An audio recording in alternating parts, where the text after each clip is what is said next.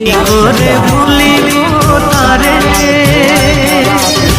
ভুলিতে চাহিলে বড় অভিমানে সবাই পকেটের দিকে তাকায় আর আমার মা মুখের দিকে তাকায়।